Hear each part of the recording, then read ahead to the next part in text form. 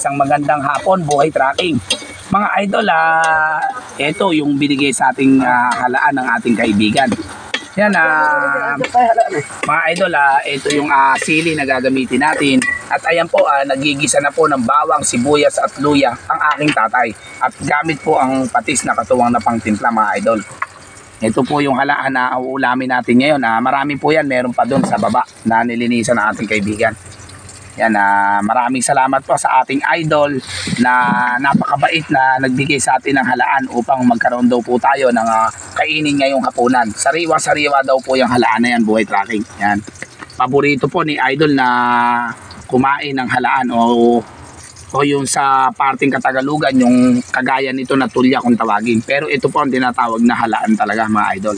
Yan po, hinihiwaan ni tatay ng sili. Siling berde po. Yan po, pinagisa ko po siya kaagad. Ito naman po kanina yung niluto niya na inulam namin, adobong baboy. Ang buhay tracking, masarap po ang magiging kain natin ngayon, malamig at maulan. Yan, sa tulong po ng aking tatay na kanyang niluluto. Yan. Yan, gaya na nabanggit ni buhay tracking, mga idol, ito ang aming tahanan. Dito rin kami kumakain at dito rin kami nagluluto. Ang truck po ang aming pinakabahay na, mga idol. Ganyan po ang buhay tracking, ang binubuo sa araw-araw. Yan, ito po yung lulutuin niya, halaan. At ginisa po niya at lalagyan niya ng patis, pang timpla, mga idol. Para timplada po ang magiging luto niya.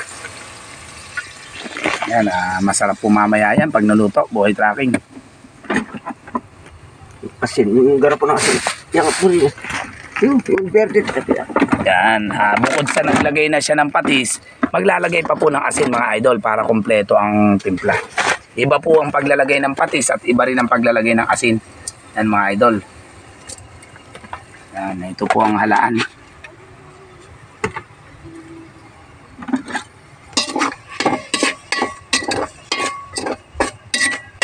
Yan, kain po tayo mamaya, buhay tracking, kapag natapos na po yan. Yan po ang kanyang iniluto kanina. Adobong baboy po ang inulam namin kanina. Ngayon naman po, nirequestan natin ang ating tatay sa pagkakabigay ng ating kaibigan. Yan, nilagyan po niya ng sabaw, mga idol. Pakukuluin ang sabaw. Pakukuluin ang sabaw po bago ihulog ang halaan. Pakukuluin ang... Yan.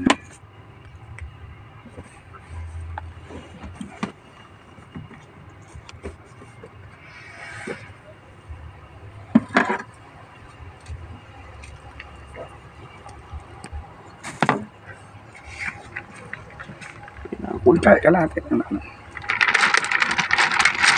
Yan, mga idol, yan po, yan ang halaan. Yan, nilalagay na po niya ang halaan. Yan, yan po, kung makikita nyo, mga idol, pagkulo po niya, naluto na. Yan, okay na, mga idol. Yan, ito po yung kanina, yung adobong masarap na niluto ng aking tatay. Yan po ngayon, request po natin halaan, buhay tracking, para makahigop tayo ng sabaw.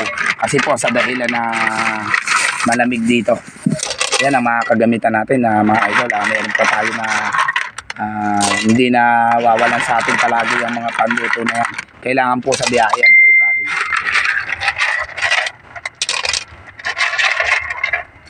Yan, mga idol, isang kaserolang halaan po yan. Mabubusog tayo yan, buhay tracking. Lagyan pa rin niya. Yan, marami po yan. Makakakain tayo ngayon ng masarap, mga idol. Ayan po, oh.